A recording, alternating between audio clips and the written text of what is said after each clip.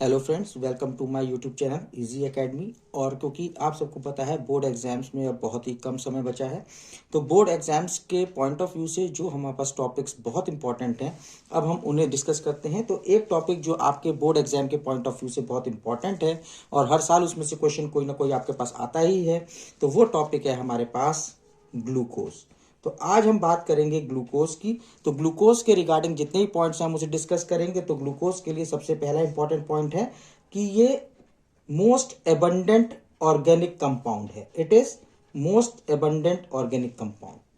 Second thing, इसे हम लोग अल्फा डी ग्लूकोज के फॉर्म में नेचुरली हमें ऑब्टेन होता है और करेक्टली हम इसे बोलते हैं डी प्लस ग्लूकोज। तो डी प्लस क्या है? जो डी है ये इसका कॉन्फ़िगरेशन बताता है, इट रिप्रेजेंट्स इट्स कॉन्फ़िगरेशन। और ये जो पॉजिटिव चार्ज है ये बताता है इसके डेक्स्ट्रो रोटेटरी नेचर को। अभी जो ग्लूकोज है, अब ग्लूकोज की हम बात करें तो ग्लूकोज हमारे पास फंक्शनल आइसोमर होता है फ्रक्टोज का, फंक्शनल आइसोमर ऑफ फ्रक्टोज। अब फ्रक्टोज एंड ग्लूकोज में डिफरेंस क्या है? फ्रक्टोज एक हमारे पास कीटोहेक्सोस है, जबकि ग्लूकोज हमारे पास एल्डोहेक्सोस है। एल्डोहेक्सोस होने की वजह से ग्लूकोज में हमारे पास क्या होते हैं?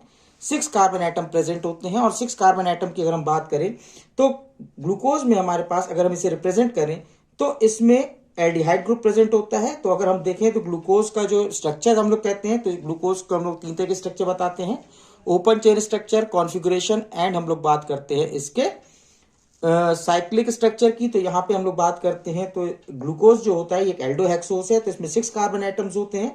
तो अगर हम देखें तो इसका ओपन चेन स्ट्रक्चर हम रिप्रेजेंट करना चाहें तो इसे हम लिखते हैं CHO, CHOH whole 4 and CH2OH।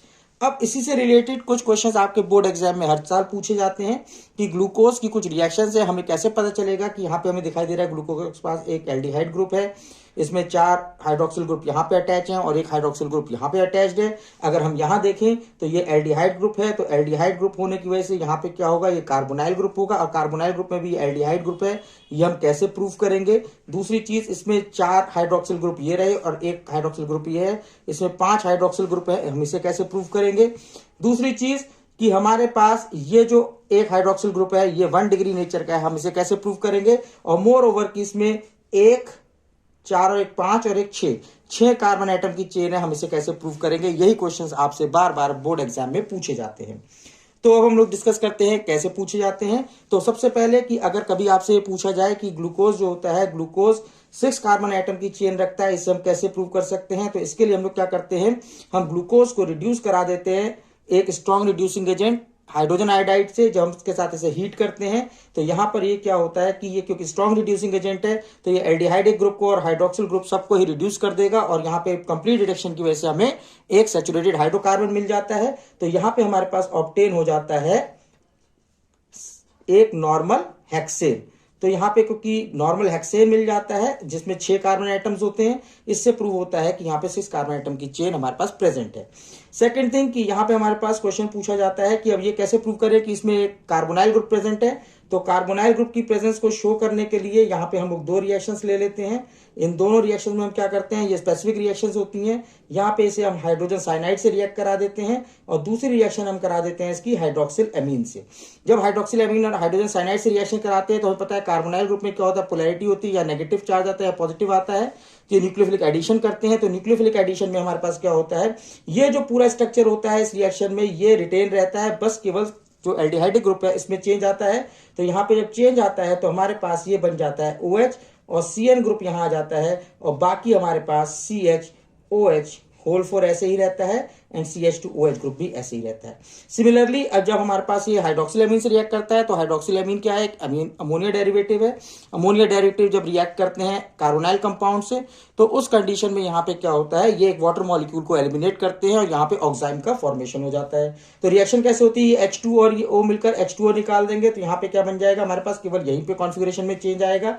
तो यहाँ बन जाता है CH डबल बॉन्ड NOH और यहाँ पे हमारे पास आ जाता है CHOH होल 4 और CH2OH। ये ग्रुप हमारे पास बाकी ऐसे ही बना रहता है। ठीक इसी तरीके से अब हमारे पास ये पूछा था, चलो ये तो हमारे पास आ गया कि आपने बता दिया कि यहाँ पे कार्बोनाइल ग्रुप प्रेजेंट है। अब ये कैसे प्रूव करोगे कि जो कार्बोनाइल ग्रुप प्रेजेंट है ये एल्डिहाइड है?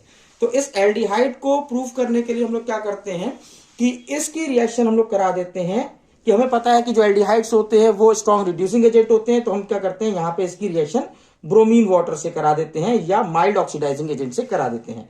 माइल्ड ऑक्सीडाइजिंग एजेंट से कराते हैं तो क्या ऑक्सीडाइज करा रहे हैं, तो हम किस ऑक्सीडाइज केवल किसे कराएंगे, इस एल्डिहाइड ग्रुप को ऑक्सीडाइज करा देंगे। तो यहाँ पे अगर केवल ये ऑक्सीडाइज होगा तो ये कन्वर्ट हो जाता है कार्बोक्सिलिक ग्रुप में, बाकी का ये पूरा पोर्शन एज इट इज रह जाता है। तो यहाँ पे हमें बन जाता है CHOH होल 4 एंड CH2OH, और इस कंपाउंड को हम लोग बोलते हैं ग्लूकोनिक एसिड।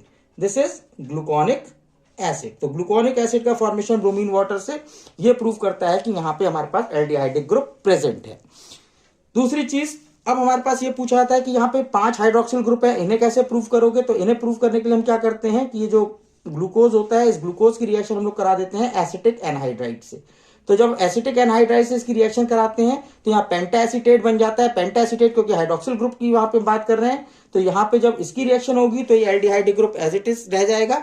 तो एल्डिहाइडिक ग्रुप हमारे पास एज इट इज रहेगा, केवल चेंज कहाँ पे आएगा, जो हमारे पास ये ग्रुप थे यहाँ पे एसीटेट ग्रुप आ जाएगा, और एसीटेट ग्रुप आने की वजह से यहाँ पे हमारे पास पेंटा एसीटेट का फॉर्मेशन हो जाएगा। तो पेंटा एसीटेट का फॉर्मेशन ये हमारे पास क्लियर करता है कि यहाँ पे हमारे पास 5 हाइड्रोक्सिल ग्रुप प्रेजेंट होंगे। ठीक, अब हमारे पास एक और क्वेश्चन पूछा जाता है, बहुत ज्यादा पूछा जाता है कि अब हम ये कैसे प्रूव करेंगे कि ये जो एक हाइड्रोक्सिल ग्रुप है ये आपके पास 1 डिग्री है। तो इसको हम प्रूव करने के लिए हम क्या करते हैं कि यहां पर हम कोई स्ट्रॉन्ग ऑक्सीडाइजिंग एजेंट ले लेते हैं, जैसे हम HNO3 का यूज करते हैं। और HNO3 का यूज जब करते हैं तो HNO3 क्या करता है कि ये प्राइमरी अल्कोहलिक ग्रुप को भी और ये जो एल्डिहाइडिक ग्रुप है इन दोनों को ही ऑक्सीडाइज करा देता है। तो ये दोनों ही ग्रुप कन्वर्ट हो जाते हैं COH ग्रुप में। ये सेकेंडरी वाले ग्रुप को चेंज नहीं करता। तो यहाँ पे हमारे पास फॉर्मेशन हो जाता है कि ये एल्डिहाइडिक भी COH में बदल जाता है एंड प्राइमरी अल्कोहलिक ग्रुप भी COH ग्रुप में बदल जाता है। और यहाँ पे जो कंपाउंड बनता है इसे हम लोग कहते हैं सैकेरिक एसिड। तो यहाँ पे सैकेरिक एसिड का जो फॉर्मेशन होता है ये प्रूव करता है कि यहाँ पे जो 1 डिग्री अल्कोहल ग्रुप यहाँ पे ग्लूकोज में प्रेजेंट होगा। अब ये जो रिएक्शंस हैं यही रिएक्शंस आपके बोर्ड एग्जाम में बार बार पूछी जाती हैं, और एक बार नहीं, 2 बार नहीं, बहुत ज्यादा बार पूछी गई हैं। जैसे अगर मैं बात करूं कि हाइड्रोजन आयोडाइड वाली जो रिएक्शन है ये 2012 में आई है, 13 में आई है, 14 में भी आई है, 16 में आई है एंड 2019 में आई है। इसी तरीके से अगर हम बात करें कि ये प्रेजेंस ऑफ कार्बोनाइल ग्रुप की शो करने की बात है, हाइड्रोजन साइनाइड के साथ इसकी रिएक्शन की बात कर दें तो ये हमारे पास आई है 2013 में, 2015 में एंड 2019 में।